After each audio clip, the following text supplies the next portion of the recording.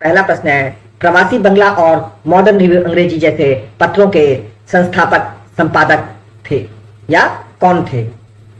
रामानंद चट्टोपाध्याय, रविन्द्रनाथ टैगोर, आनंद कुमार स्वामी और Edward hopper.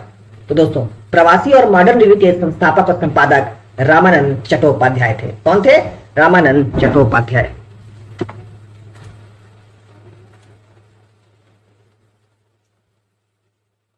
अगला प्रश्न है, कलिंग शैली का संबंध किससे है या कलिंग शैली का संबंध है? ऑप्शन है पाटलिपुत्र, महाराष्ट्र से, उड़ीसा से और बुंदेलखंड से। तो बताइए कलिंग शैली का संबंध किससे है? तो कलिंग शैली का जो संबंध है वो उड़ीसा से है। कहां से है? उड़ीसा से। अगला प्रश्न है, निम्नलिखित में से एक सुप्रसिद्ध मूर्तिकार है या इनमें से सुप्रसिद्ध मूर्तिकार का नाम बताइए। चिंतामणिकर, अवनींद्रनाथ टैगोर, के वेंकटप्पा और यामिनी राय। तो दोस्तों, इसमें से एक प्रसिद्ध मूर्तिकार जो है वो चिंतामणिकर है। कौन है प्रसिद्ध मूर्तिकार? चिंतामणिकर। अगला है, नंदलाल बोस द्वारा कांग्रेस के हरिपुरा में 21वें सम्मेलन के लिए बनाए गए अधिकांश चित्रों को संग्रहित किया है। ऑप्शन है राष्ट्रीय आधुनिक कला संग्रहालय नई दिल्ली, ललित कला अकादमी नई दिल्ली, राष्ट्रपति संग्रहालय नई दिल्ली और सभी गलत है। तो दोस्तों, नंदलाल बोस द्वारा बनाए गए हरिपुरा अधिवेशन के अधिकांश चित्रों को राष्ट्रीय आधुनिक कला संग्रहालय नई दिल्ली में संग्रहित किया गया है। अगला प्रश्न है, प्रसिद्ध त्रिमूर्ति सदाशिव किस गुफा में स्थित है? प्रश्न है, प्रसिद्ध त्रिमूर्ति किस गुफा में स्थित है? एलिफेंटा में, एलोरा में, उदयगिरी में और अजंता में।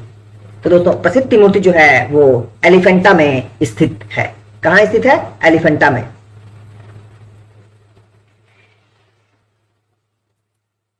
अगला प्रश्न है, गांधार शैली का सर्वाधिक प्रसिद्ध केंद्र था। प्रश्न एक बार फिर से देख लीजिए। गांधार शैली का सर्वाधिक प्रसिद्ध केंद्र था पाटलिपुत्र, बुखारा, तक्षशिला और भुवनेश्वर। तो दोस्तों, गांधार शैली का सर्वाधिक प्रसिद्ध केंद्र तक्षशिला था। कौन सा था? तक्षशिला।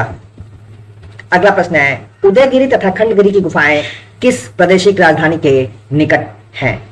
प्रश्न है, उदयगिरी और खंडगिरी की गुफाएं किस प्रादेशिक राजधानी के निकट हैं?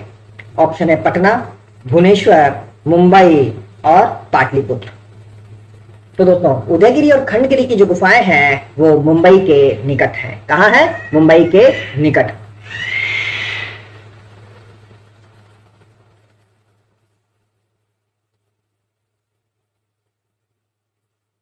उदयगिरी और खंडगिरी की गुफाएं भुवनेश्वर के निकट हैं। उदयगिरी और खंडगिरी की गुफाएं कहां हैं? तो भुवनेश्वर के निकट। ऑस्कर पुरस्कार की शुरुआत कब हुई थी? 1913, 1929, 1931 और 1940। तो बताइए आप लोग, ऑस्कर की शुरुआत कब हुई? ऑस्कर पुरस्कार की शुरुआत 1929 में हुई थी। गौतम बुद्ध की जन्मस्थली कौन सी है?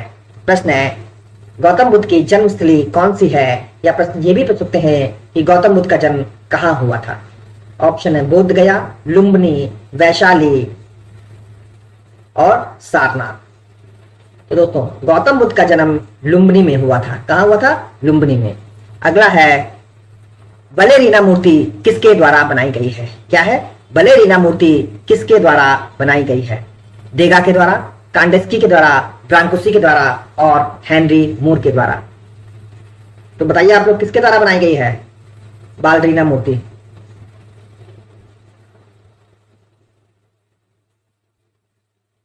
तो बालरीना मूर्ति का निर्माण देगा के द्वारा किया गया है। किसके द्वारा? देगा के द्वारा। पॉप आर्ट की शुरुआत किस देश से हुई थी? प्रश्न है, पॉप आर्ट की शुरुआत किस देश से हुई थी? सॉरी दोस्तों, इंग्लैंड, अमेरिका, जर्मनी और डेनमार्क। तो पॉप आर्ट की शुरुआत इंग्लैंड से हुई थी। कहां से हुई थी? इंग्लैंड से। अगला प्रश्न है, अगस्त रौंदा क्या थे या अगस्त रौंदा कौन थे? चित्रकार, थिएटर कलाकार, मूर्तिकारकार और फिल्म मेकर। तो दोस्तों, अगस्त रौंदा जो है वो एक मूर्तिकार के रूप में प्रसिद्ध है। किस रूप में? मूर्तिकार के इनकी दो प्रसिद्ध मूर्ति थी।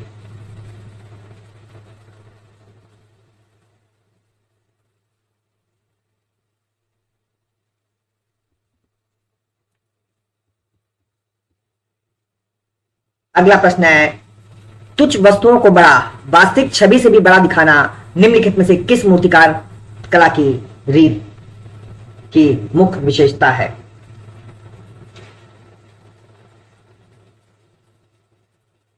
प्रश्न है, तुच्छ वस्तुओं को वास्तविक छवि से भी बड़ा दिखाना निम्नलिखित में से किस मूर्तिकला रीत की विशेषता है?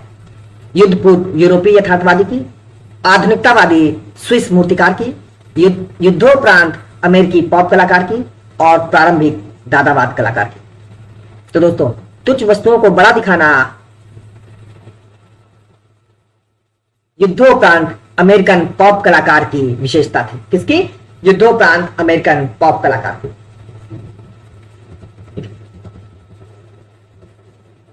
टनर किस लिए जाने जाते हैं? प्रश्न है, टनर किस लिए जाने जाते हैं?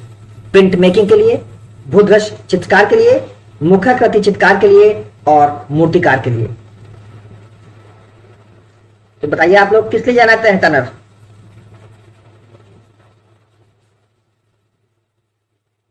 तो टनर जो है वो भूदृश्य चित्रकारी के लिए जाने जाते हैं। किस लिए जाने जाते हैं टनर? भूदृश्य चित्रकारी के लिए।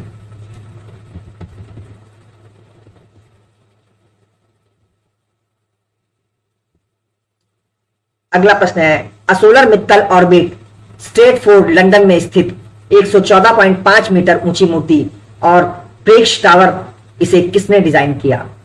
ब्रूना कैटालागो ने, जेनोस फ्रूडाकिस ने, पेज ब्रैडले ने और अनीश कपूर ने।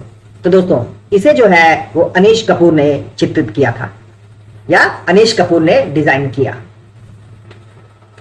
अगला प्रश्न है, वैशाली की नगर वधू उपन्यास के लेखक कौन है?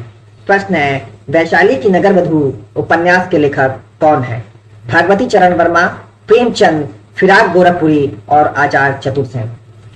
तो दोस्तों, वैशाली की नगर वधू जो है वो आचार्य चतुर्सेन की रचना है। किसकी? आचार्य चतुर्सेन की।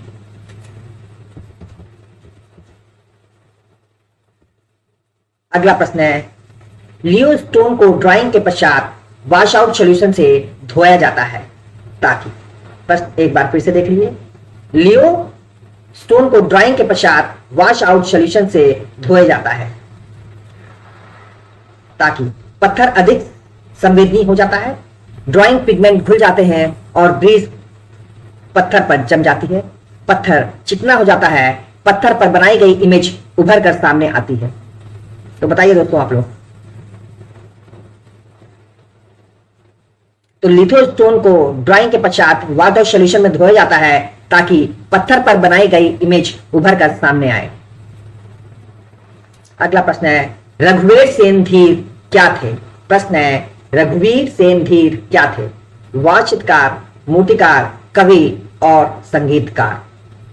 तो दोस्तों, रघुवीर सेन धीर जो है एक वाद चित्रकार है। कौन है? वाद चित्रकार।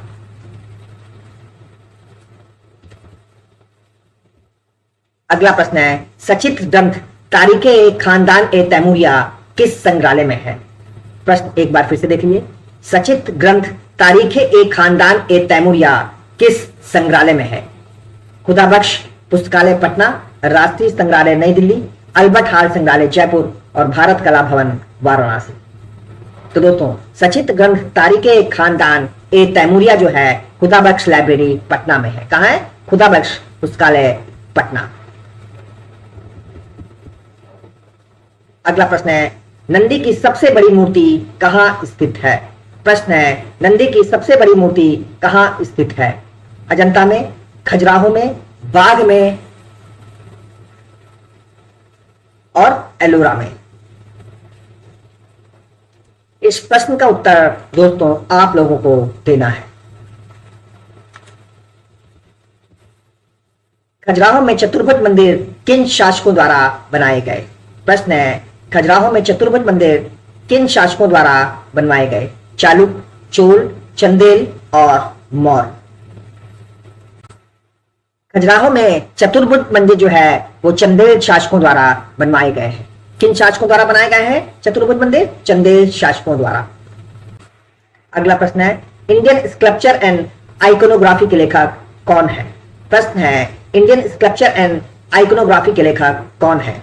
गणपति वी स्थापित, राय कृष्णदास, वी एस अग्रवाल और गुलाम मोहम्मद शेख।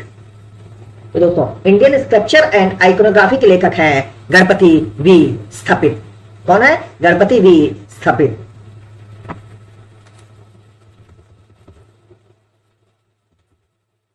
अगला प्रश्न है प्रिंस ऑफ वेल्स म्यूजियम अब शिवाजी महाराज वास्तु संग्रहालय किसके पास स्थापित है? राष्ट्रीय संग्रहालय नई दिल्ली के पास, जे स्कूल ऑफ आर्ट के पास, कृष्णा आर्ट गैलरी के पास या जहांगीर आर्ट गैलरी के पास। तो दोस्तों प्रिंस ऑफ वेल्स म्यूजियम जिस वर्तमान में छत्रपति शिवाजी महाराज वास्तु संग्रहालय है वो जहांगीर आर्ट गैलरी के पास स्थित है। अगला है लीनिंग टावर ऑफ पीसा स्थित है। प्रश्न है लीनिंग टावर ऑफ पीसा स्थित है इटली में, भारत में, जावा में और इंग्लैंड में। तो दोस्तों लीनिंग टावर ऑफ पीसा जो है वो इटली में स्थित है। कहां स्थित है? इटली में। अगला है देविका रानी रोरिक को इनमें से कौन सा पुरस्कार मिला था? प्रश्न है देविका रानी रोरिक को इनमें से कौन सा पुरस्कार मिला था? दादा साहब फाल्के पुरस्कार, ज्ञानपीठ, भारत रत्न और इनमें से कोई नहीं। तो देविका रानी रोरिक को जो है दादा साहब फाल्के पुरस्कार दिया गया था। कौन सा पुरस्कार? दादा साहब फाल्के। अगला प्रश्न है मातिस किस कला आंदोलन के अग्रणी थे? प्रश्न है मातिस या हेनरी मातिस किस कला आंदोलन के अग्रणी थे? प्रभाववाद, अति यथार्थवाद, फाववाद और घनवाद। तो दोस्तों हेनरी मातिस जो है वो फाववाद के अग्रणी कलाकार थे। किसके? फाववाद के।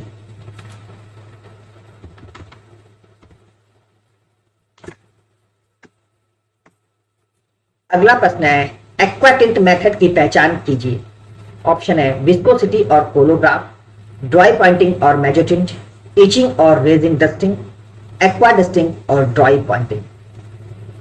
तो दोस्तों एक्वाटिंट मेथड्स की पहचान है इचिंग और रेजिन डस्टिंग। क्या है? इचिंग और रेजिन डस्टिंग। अगला प्रश्न है गांधार कला किस समय पनपी? प्रश्न है गांधार कला किस समय पनपी? शाक के समय, मौर्य वंश में, कुषाण में और शुंग वंश में। तो दोस्तों गांधार कला जो है वो कुषाण काल में पनपी थी। किस काल में? कुषाण काल में। अगला प्रश्न है किस व्यक्ति को नोबेल पुरस्कार 2 बार मिला था? प्रश्न है किस व्यक्ति को नोबेल पुरस्कार 2 बार मिला था? Madam Curie, Henry Dunant, Rabindranath Tagore और गैरी बाल्डी।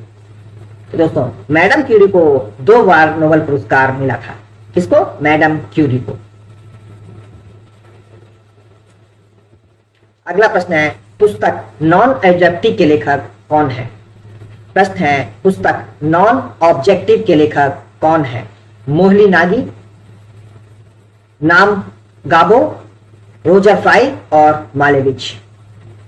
तो दोस्तों पुस्तक नॉन ऑब्जेक्टिव के लेखक कासिमिर मालेविच है। कौन है? Casimir Malevich. अगला थिंकर मूर्ति किसकी है? रॉम्बा की, माइकल एंजिलो की, सल्वाडोर डाली की और लियोनार्डो दा विंसी की। तो दोस्तों जो थिंकर है वो रॉम्बा की कृति है। किसकी कृति है? रॉम्बा की। अगला प्रश्न है हमजानामा का सचित्रीकरण किसने करवाया? बाबर ने, अकबर ने, हुमायूं ने और जहांगीर ने। तो हमजानामा का सचित्रीकरण जो है वो अकबर ने कराया था। किसने कराया था? अकबर ने। अगला प्रश्न है इनमें से किस छापा प्रक्रिया में पानी एक आम घटक है? प्रश्न है इनमें से किस छापा प्रक्रिया में पानी एक आम घटक है? सिल्क स्क्रीन और कोलोग्राफी में, लिनोकट और बिटकट में, ड्राई पॉइंटिंग और मेजोटिंट में और लिथोग्राफी और ऑफसेट में। तो दोस्तों इनमें से लिथोग्राफी और ऑफसेट में पानी एक आम घटक है। किसमें? लिथोग्राफी और ऑफसेट में।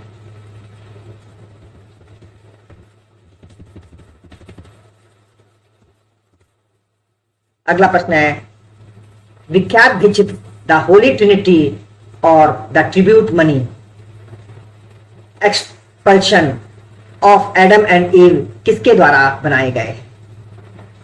निकोलस पिसानो के द्वारा, मैसेचियो के द्वारा, गिबर्टी के द्वारा और लियोनार्डो दा विंसी के द्वारा। तो दोस्तों इनमें से ये सभी भित्ति चित्र मैसेचियो के द्वारा बनाए गए हैं। किसके द्वारा? मैसेचियो के द्वारा। अगला प्रश्न है, ग्लोरी ऑफ इंडियन हैंडीक्राफ्ट पुस्तक के लेखक कौन है?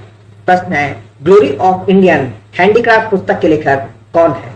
कपिल वात्स्यायन, अतिथि रंजन, कमला देवी चट्टोपाध्याय और अजीत मुखर्जी। तो दोस्तों ग्लोरी ऑफ इंडियन हैंडीक्राफ्ट के लेखक है कमला देवी चट्टोपाध्याय। अगला प्रश्न है, राम किंकर बैस द्वारा संथाल परिवार मूर्ति कब बनाई गई? प्रश्न है, राम किंकर बैस द्वारा संथाल परिवार की मूर्ति कब बनाई गई? 1938 में, 1939 में, 1937 में और 1941 में। तो दोस्तों राम किंकर बैस द्वारा संथाल परिवार मूर्ति 1938 में बनवाई गई। कब बनवाई गई? 1938 में। अगला है, खनिज रंग में बाइंडर मिला होता है। अलसी का तेल, तारपीन का तेल, प्राकृतिक ग्लू और कोई नहीं। तो दोस्तों खनिज रंग में बाइंडर मिला होता है क्या? प्राकृतिक ग्लू।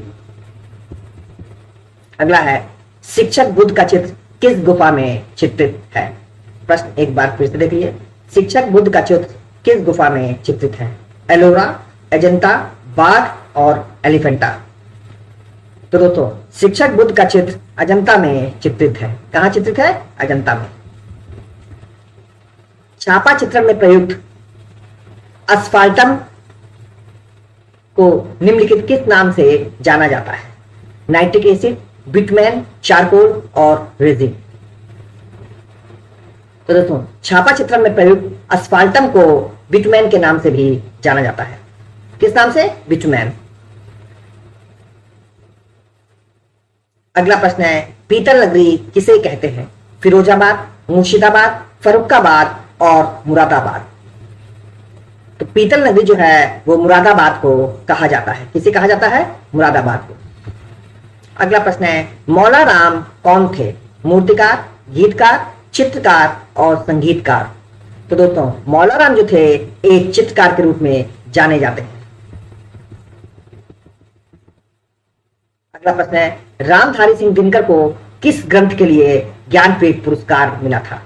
प्रश्न है, रामधारी सिंह दिनकर को किस ग्रंथ के लिए ज्ञानपीठ पुरस्कार मिला था? जजाति, मृत्युंजय, चित्पावन और उर्वशी।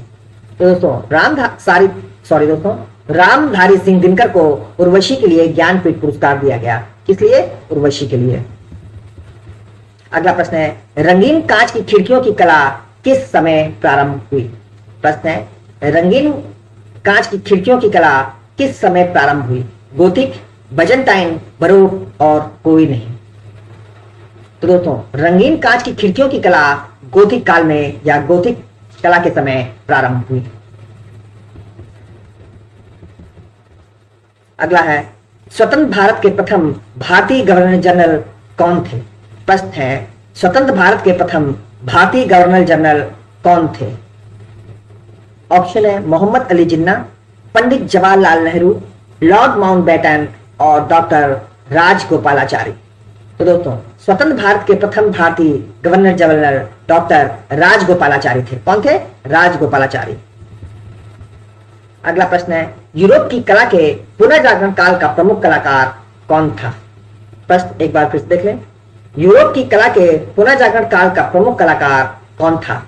मैसेचियो, पाउचेलो, टिशियन और लियोनार्डो दा विंसी। तो दोस्तों यूरोप की कला के पुनर्जागरण काल का प्रमुख चित्रकार लियोनार्डो दा विंसी था।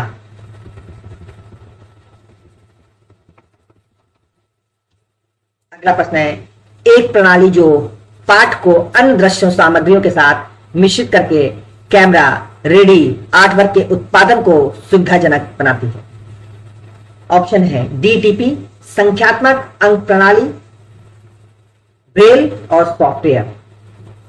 इस प्रश्न का सही आंसर होगा डीटीपी। कौन सा? डीटीपी। अगला है अशोक स्तंभ पर लिखी लिपि है ब्राह्मी, देवनागरी, पाली और संस्कृत। तो दोस्तों अशोक स्तंभ पर जो लिखी हुई लिपि है वो पाली भाषा है।